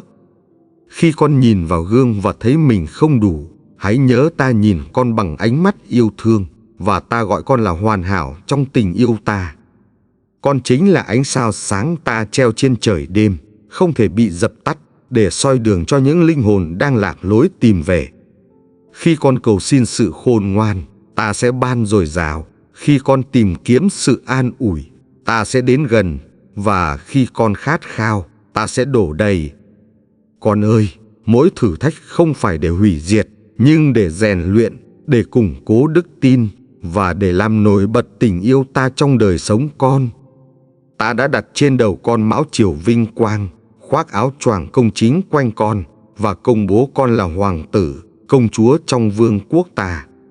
Con hãy giữ lòng trung tín, bởi sự trung tín sẽ mở cánh cửa ân điển, và khi con bền vững, ta sẽ làm trọn mọi lời hứa trên đời con. Con ơi, ta chính là sự an toàn không lay chuyển, và trong vòng tay ta, con sẽ được yên nghỉ, được bảo vệ, và được yêu thương mãi mãi. Con ơi, ta đã thấy hành trình con đi qua, có những ngày nắng ấm, có những đêm đầy giông tố, nhưng ta vẫn gìn giữ con không hề ngã quỵ. Khi con cảm thấy lòng mình trống rỗng, ta đến để lấp đầy. Khi con yếu đuối, ta ban sức mạnh, và khi con bối rối, ta dẫn con đi. Ta là đấng biết rõ từng suy nghĩ, từng cảm xúc và từng ước mơ con giấu kín. Không một điều gì có thể thoát khỏi ánh mắt yêu thương ta. Con ơi, đừng run rẩy khi bước đi trong bóng tối, bởi ánh sáng ta sẽ đi trước, soi đường và giữ con bình an giữa những nẻo đường mịt mù. Khi con nghe những lời dối trá, hãy nhớ lời ta là sự thật, và sự thật ấy sẽ giải phóng con, khiến con sống tự do trong tình yêu. Ta đã đặt trong lòng con một bài ca không bao giờ tắt, để dù trong khổ đau, môi miệng con vẫn hát vang lời ngợi khen. Con chính là chứng nhân tình yêu ta, được sai đến giữa thế gian, để phản chiếu ánh sáng, để chia sẻ hy vọng, và để gieo tình yêu vào những tấm lòng tan vỡ. Khi con quỵ ngã, ta không hề bỏ mặc, nhưng đến gần, nâng con dậy, lau nước mắt, và nhắc rằng con vẫn là báu vật trên tay ta. Con ơi, đừng để quá khứ giam cầm, bởi ta đã tha thứ, ta đã rửa sạch, và ta đã mở ra con đường mới, để con bước đi tự do. Ta biết kẻ thù tìm cách gieo hạt giống sợ hãi, nhưng hãy để đức tin con bùng cháy, bởi đức tin là ngọn lửa soi sáng, xua tan mọi lời dối trá. Khi con thấy biển cả chắn lối, ta sẽ rẽ nước. Khi con thấy núi cao trước mặt, ta sẽ rời đi. Và khi con yếu, ta ban sức mạnh. Con không phải là nạn nhân, nhưng là người chiến thắng trong ta, bởi chiến thắng đã được công bố, và vinh quang đã thuộc về con từ buổi ban đầu. Mỗi lời cầu nguyện con dâng lên như hương thơm, bay đến thiên đàng, và ta lưu giữ, để trong thì giờ định sẵn, lời đáp ta đến trọn vẹn. Con ơi, đừng nghi ngờ tình yêu ta, bởi nó bền vững hơn núi non, sâu thẳm hơn biển cả, và rộng lớn hơn bất cứ điều gì con từng biết. Khi thế gian rẽ lối xa rời con, hãy nhớ ta chưa từng rời xa, và ta vẫn nắm tay, dẫn con đi qua mọi thử thách không ai hiểu được. Con là đèn soi ta đã đặt nơi cao, để ánh sáng con lan tỏa, chiếu rọi bóng tối, và dẫn nhiều người tìm thấy sự sống đời đời. Mỗi khi con gục ngã, ta không buông tay, nhưng càng ôm chặt hơn, để con biết con không cô độc, và con luôn được an toàn trong ta. Con ơi, ta đã chuẩn bị chiếc áo công chính khoác trên vai, mão triều hiển vinh đặt trên đầu, và lời công bố rằng con thuộc về vương quốc đời đời. Hãy để môi miệng con ca ngợi, bởi ngợi khen mở ra cánh cửa thiên quốc, và ngợi khen cũng khiến con được nâng cao, vượt lên trên mọi nỗi đau. Khi con mỏi mệt trên đường dài, hãy dừng lại trong vòng tay ta, bởi nơi đó con tìm thấy sự nghỉ ngơi, và sự nghỉ ngơi ấy là phước hạnh vĩnh cửu. Ta biết lòng con khao khát điều gì, ta nghe tiếng gọi thầm kín, và ta sẽ ban cho con, không theo cách người đời, nhưng theo sự trọn vẹn của thiên quốc. Con ơi, hãy nhớ, con không bao giờ bị bỏ rơi, vì ta là đấng thành tín, và lời hứa ta sẽ giữ gìn con mãi mãi không đổi thay. Mỗi ngày, ta dệt nên những cơ hội mới, ta mở ra những lối đi không ai nghĩ đến, và ta dẫn con đến miền đất hứa tràn đầy phước hạnh. Khi con thấy những cánh cửa khép lại, đừng tuyệt vọng, vì ta đã chuẩn bị cánh cửa khác, và cánh cửa ấy mở ra những điều tốt đẹp vượt ngoài tưởng tượng. Con là minh chứng rằng ánh sáng luôn thắng bóng tối, rằng tình yêu luôn mạnh hơn hận thù, và rằng sự sống luôn bền vững hơn sự chết. Khi con nghe tiếng gầm của kẻ thù, hãy nhớ ta đã khóa miệng chúng, và ta đã cho con quyền bước đi trong chiến thắng không ai có thể cướp. Con ơi, hãy giữ lòng can đảm, vì ta đã ở cùng, và khi con yếu đuối, sức mạnh ta sẽ đổ đầy, giữ con vững vàng cho đến cùng. Ta chính là nguồn sống con hằng tìm kiếm, là niềm vui không phai tàn, và là dòng suối trong, tuôn chảy mãi mãi, tưới mát linh hồn con hàng ngày. Con ơi, hãy lắng nghe, ta gọi tên con giữa muôn vàn âm thanh, để nhắc con rằng con thuộc về ta, và không một ai có thể cướp mất. Khi bóng tối vây quanh, ta là ánh sáng soi rọi. Khi gió bão nổi lên, ta là nơi nương náu. Và khi thế giới rung chuyển, ta là tảng đá vững bền. Con không chỉ được cứu thoát, nhưng còn được sai phái, để đem tin vui đến cho những tâm hồn tan vỡ, và để chia sẻ sự sống vĩnh hằng từ tình yêu ta. Mỗi bước chân con đi đều được ta gìn giữ, không một tai họa nào có thể chạm đến, bởi tay ta phủ bóng che chở con từng giây phút. Con ơi, đừng sợ những kẻ chống đối, vì chúng không thể thắng. Đừng lo những lời cay nghiệt, vì chúng chẳng còn quyền, và đừng run sợ, vì ta ở cùng. Ta nhìn thấy nước mắt con, và ta biến chúng thành những viên ngọc quý, lưu giữ nơi thiên quốc, để đến ngày định sẵn, sẽ trở thành niềm vui lớn lao. Con là dòng sông ta đã mở nguồn để chảy ra phước hạnh, tưới mát vùng đất khô cằn và nuôi dưỡng những tâm hồn khao khát được sống trong ánh sáng. Ta ban cho con đôi mắt mới để thấy điều kỳ diệu, đôi tai mới để nghe tiếng thiên quốc và trái tim mới để cảm nhận nhịp yêu thương ta. Con ơi, hãy mạnh dạn ngẩng đầu, bởi vương miện công chính đang chờ, áo choàng vinh quang đang phủ và niềm vui bất diệt đang mở ra trước mắt con. Khi con thấy con đường hẹp, hãy bước đi, vì ta đi trước. Khi con thấy thung lũng tối, hãy vững lòng, vì ta ở ngay bên cạnh. Mọi vết thương trong lòng con, ta đều chạm đến. Mọi nỗi đau con giấu kín, ta đều chữa lành. Và mọi xiềng xích giam cầm, ta đều bẻ gãy bằng quyền năng. Con không phải chịu sự kết án, vì ta đã gánh lấy tất cả. Không phải sống trong hổ thẹn, vì ta đã gọi con là công chính. Và không phải đi một mình. Ta cho con đôi cánh đại bàng để bay cao trên bão tố. Ta cho con đôi chân vững vàng để không gục ngã. Và ta cho con trái tim kiên định.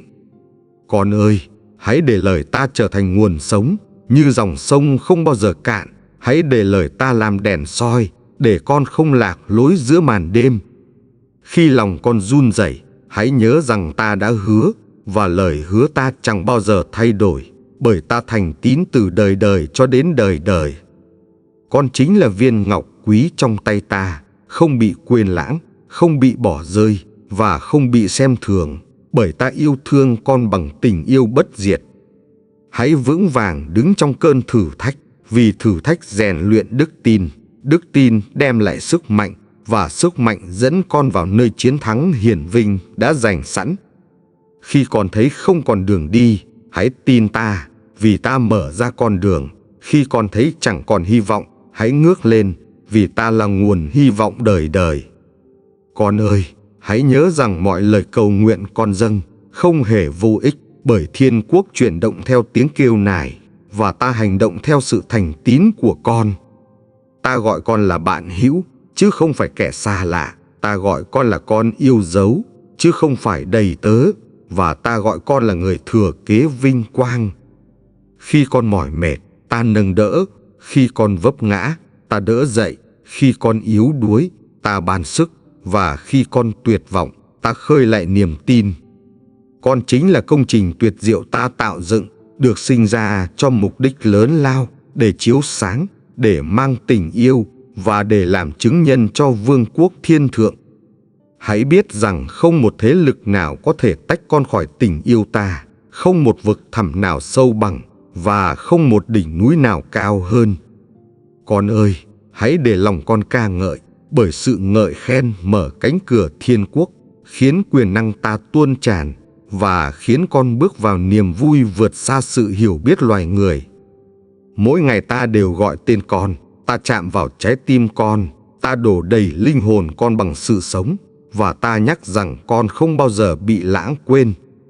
Con hãy tin chắc rằng ta luôn là đấng giữ lời, bởi điều ta hứa sẽ thành, điều ta phán sẽ ứng nghiệm, và điều ta khởi sự sẽ hoàn tất trọn vẹn.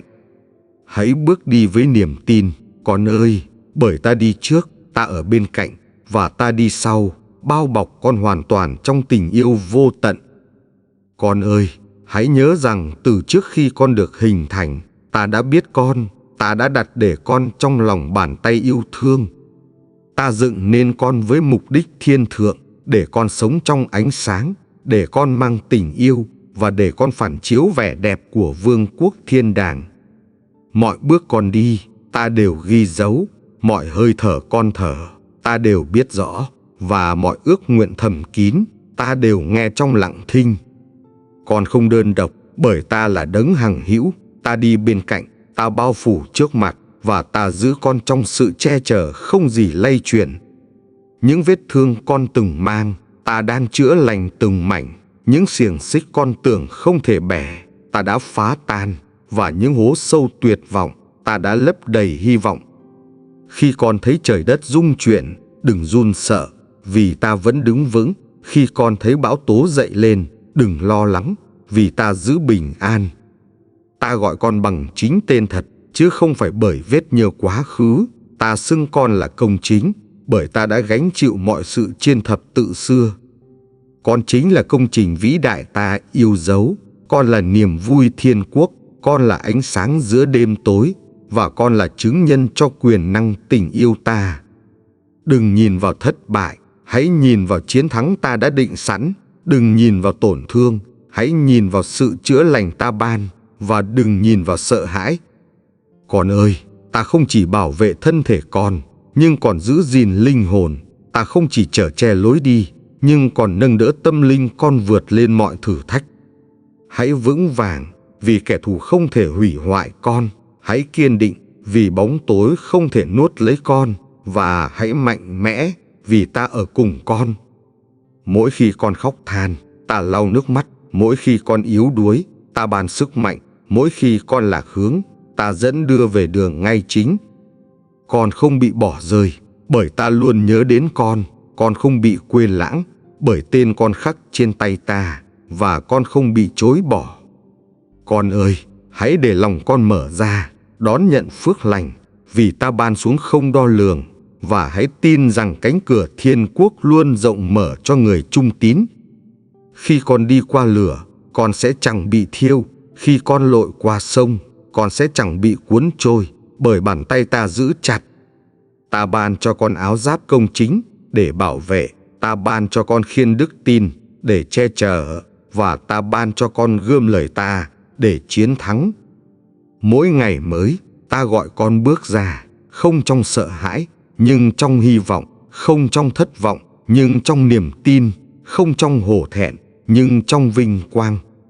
Con là hạt giống ta gieo vào đất màu mỡ, để sinh bông trái dư dật. Con là cành nho ta chăm sóc, để sinh hoa trái, và con là đèn sáng. Đừng sợ bóng tối, vì ánh sáng ta trong con đủ lớn. Đừng sợ bão tố, vì bình an ta trong con đủ mạnh. Và đừng sợ hư mất. Con ơi, hãy nhớ rằng lời ta vững chắc, không thay đổi.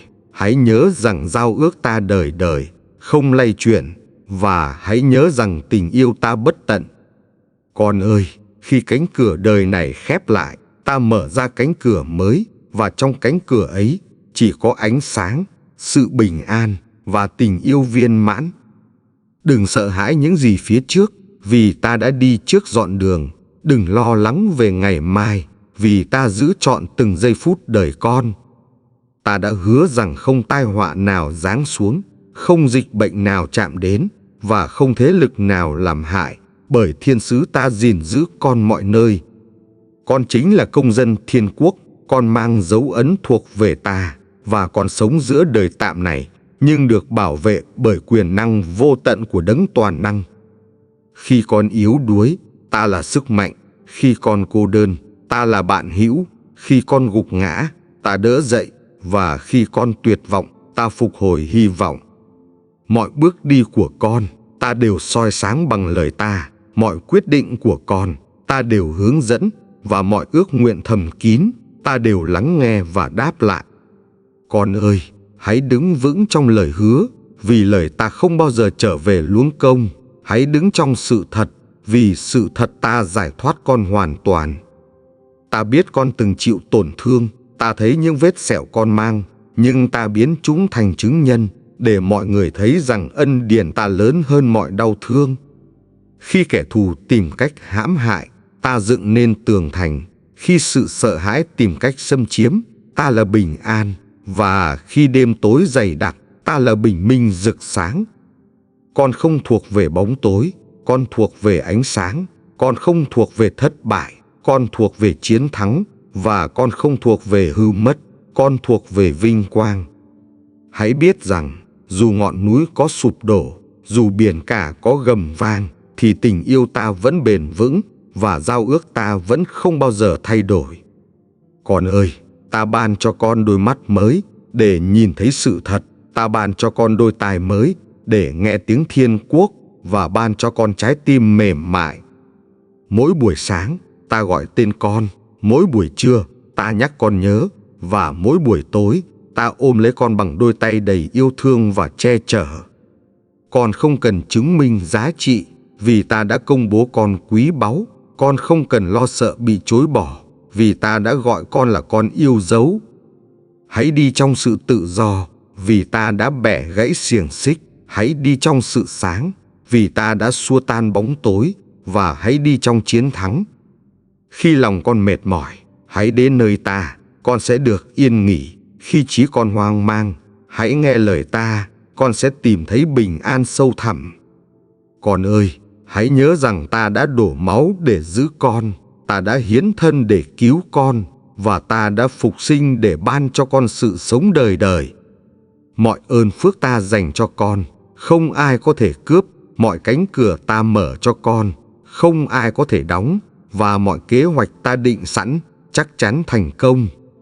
Con không cần gồng gánh một mình, vì ta gánh thay. Con không cần tranh chiến một mình, vì ta chiến đấu thay. Và con không cần sợ hãi. Con ơi, hãy vững vàng, vì ta đã nắm chặt tay con. Hãy kiên định, vì ta đã đặt con trên nền tảng vững chắc. Và hãy bình an, vì ta bảo vệ con. Con ơi, ta là nguồn sự sống đời đời. Ta che chở con khỏi bóng tối. Ta đặt con trong vòng tay an toàn, và không một thế lực nào cướp được. Khi cơn bão ập đến, hãy nhìn lên, con sẽ thấy ta vẫn đứng vững. Khi sóng gió nổi lên, hãy bám chặt, con sẽ cảm nhận sự che chở bình an. Ta là đấng trung tín, không bỏ mặc. Ta là đấng thành tín, không thay đổi. Ta là đấng quyền năng, không thất bại. Và ta là đấng yêu thương. Con được dựng nên để thuộc về ánh sáng. Con được gọi để bước đi trong vinh quang. Và con được chọn để trở thành chứng nhân cho tình yêu bất tận của ta. Đừng để lo lắng cuốn lấy, bởi ta đã gánh. Đừng để sợ hãi trói buộc, bởi ta đã bẻ gãy. Và đừng để bóng tối bao vây. Con ơi, khi con ngồi giữa sa mạc khô cằn, ta ban dòng nước sống. Khi con bước trên đất cằn cỗi, ta khiến nở hoa. Và khi con kiệt sức, ta nhìn thấy từng giọt nước mắt con. Ta nghe từng lời than thở. Ta cảm nhận từng nhịp tim run rẩy. Và ta đến để nâng đỡ con. Con không chỉ được cứu, con còn được bảo vệ. Con không chỉ được tha thứ, con còn được yêu thương. Và con không chỉ được chở che. Ta phủ bóng đôi cánh ta trên con. Ta dựng tường thành thiên quốc quanh con. Ta sai thiên sứ canh giữ con. Và ta luôn ở cùng con mãi mãi. Khi con run rẩy trước hiểm nguy, hãy nhớ ta. Khi con hoang mang trong thử thách, hãy nghe tiếng ta. Và khi con mất phương hướng, hãy nhìn vào ánh sáng. Ta là nơi ẩn náu bền vững. Ta là pháo đài kiên cố. Ta là ngọn tháp an toàn. Và ta là chiếc khiên vô hình chặn mọi mũi tên tầm lửa độc hại. Con ơi, mỗi lời hứa ta như ngọn đèn soi lối. Mỗi ân điển ta như dòng suối trong lành. Và mỗi sự bảo vệ ta như áo giáp không thể xuyên thủng.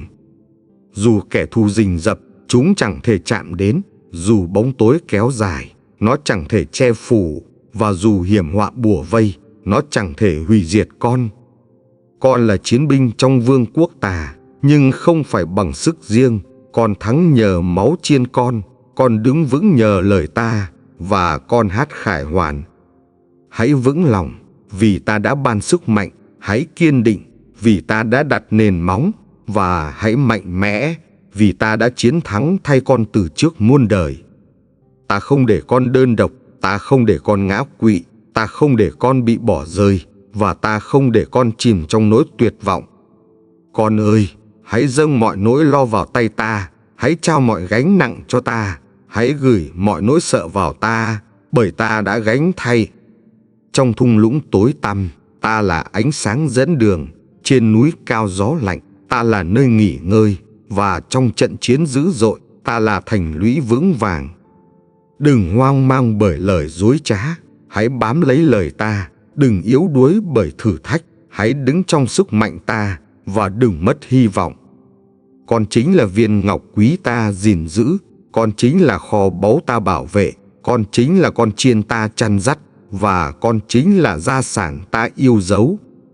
Con ơi, khi đêm tối bao trùm, ta vẫn là ngọn đèn không tắt, soi sáng từng bước chân con, và giữ cho lòng con không rơi vào sợ hãi.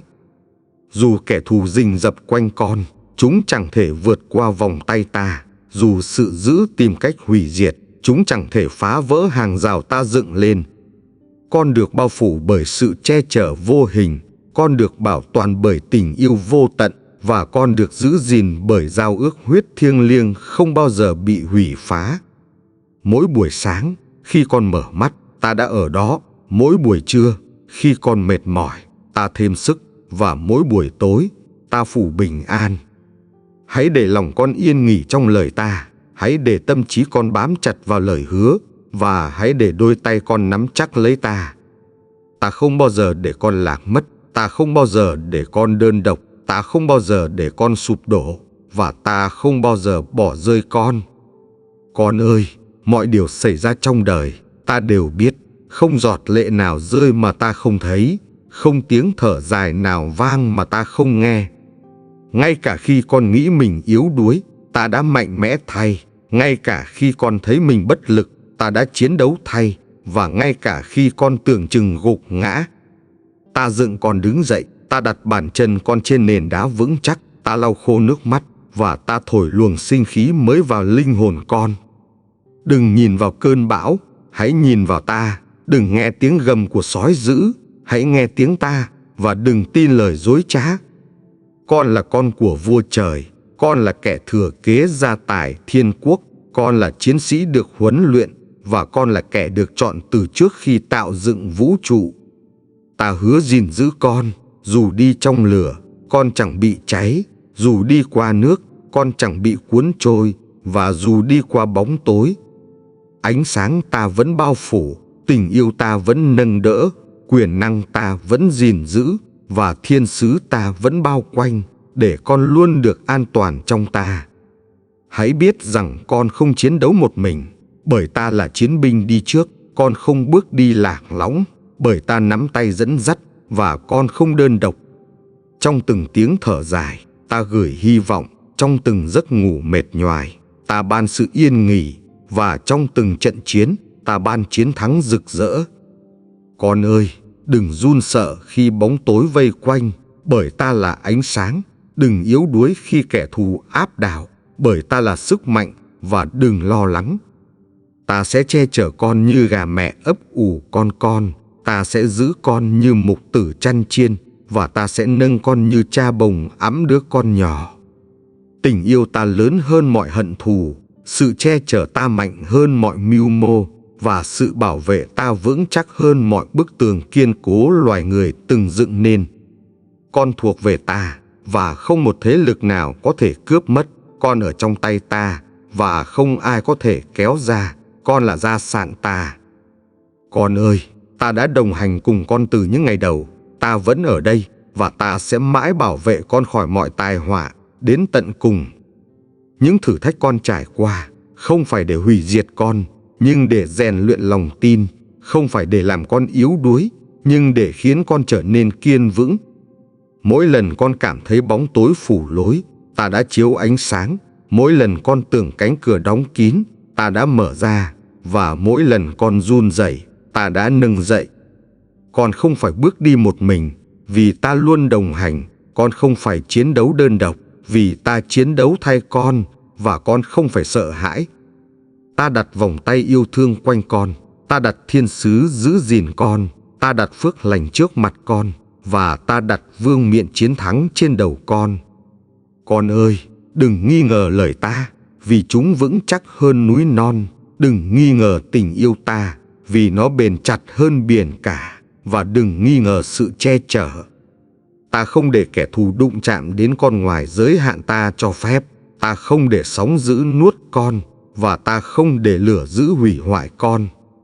Ta là tấm khiên vô hình, ngăn mũi tên tầm lửa. Ta là pháo đài kiên cố, chống quân thù xông tới. Và ta là nguồn sống bất tận, nuôi dưỡng linh hồn con mãi mãi.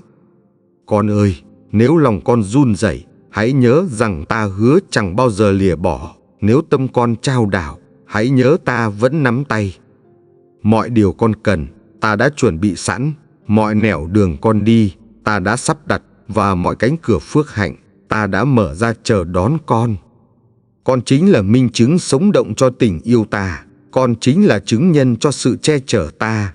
và con chính là ánh sáng ta đặt trong thế giới này.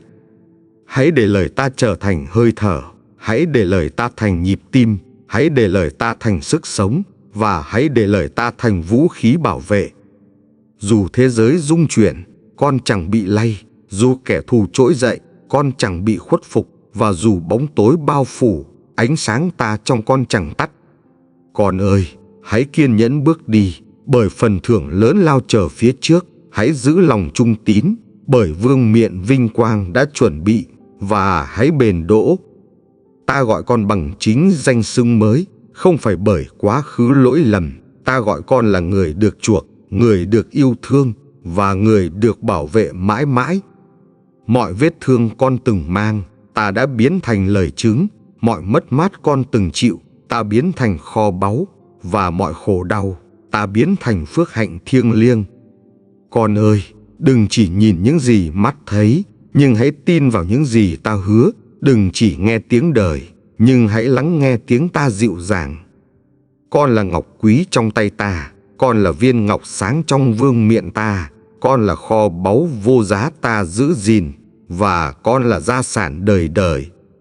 Ta bảo vệ con không chỉ hôm nay, nhưng mãi mãi. Ta giữ gìn con không chỉ trên đất, nhưng cả trong cõi vĩnh hằng, và ta bao phủ con không thay đổi.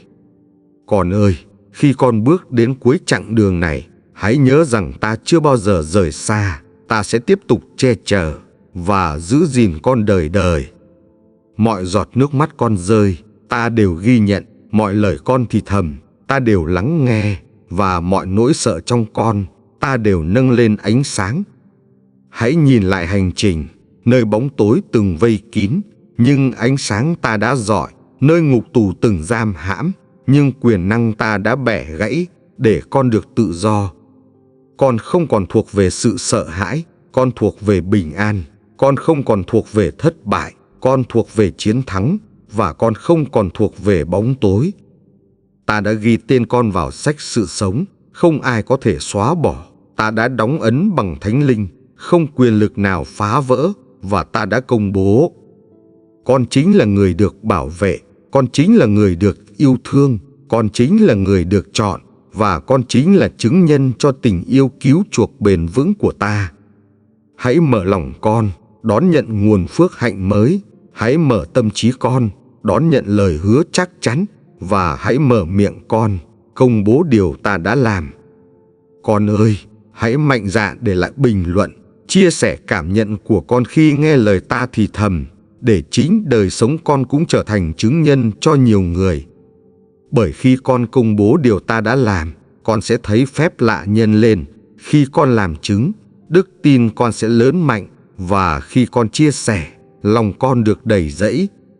Ta không kêu gọi con sống khép kín trong sợ hãi, nhưng kêu gọi con bước ra, chiếu sáng trong thế giới, và giao truyền sự thật. Ta là đấng cứu thế. Những cánh tay vô hình ta giang ra, bao phủ cuộc đời con. Những lời hứa ta dựng xây, trở thành nền móng vững chắc, và những dòng nước sống luôn tuôn chảy trong lòng con. Con ơi, hãy yên nghỉ trong vòng tay ta, vì nơi đây con được an toàn. Hãy bước đi trong bình an ta, vì nơi đây con được giữ vững. Mọi tai họa chỉ là thoáng qua, còn tình yêu ta là vĩnh cửu. Mọi thử thách chỉ là tạm thời, còn lời ta là bất biến, và mọi khổ đau sẽ biến thành vinh hiển. Ta sẽ ở cùng con, từ buổi sáng tinh khôi đến đêm khuya, từ tuổi trẻ đến khi bạc đầu, từ đất tạm bợ đến cõi đời đời phước hạnh. Con là viên ngọc ta trân trọng, không một bàn tay nào có thể cướp lấy. Con là công trình ta xây dựng, không một sức mạnh nào phá hủy, và con là gia sản ta. Hãy để trái tim con reo vui, vì con được bảo vệ. Hãy để linh hồn con an nghỉ, vì con được yêu thương, và hãy để miệng con ca ngợi. Ta đã chuẩn bị vương miện cho con, ta đã trải bàn tiệc trước kẻ thù, ta đã dựng chỗ an nghỉ giữa đồng xanh, và ta đã ban sự sống dư dật. Con ơi, hãy bước ra với niềm tin, vì ta đi trước dọn đường. Hãy bước ra với lòng can đảm, vì ta giữ gìn phía sau, và hãy bước ra. Từ nay, con chẳng còn phải run rẩy trước bóng tối, con chẳng còn phải sợ hãi trước bão tố, và con chẳng còn phải yếu đuối trước kẻ thù. Con ở trong ta và ta ở trong con thuộc về ta và ta thuộc về con, mãi mãi không gì phân cách được tình yêu này.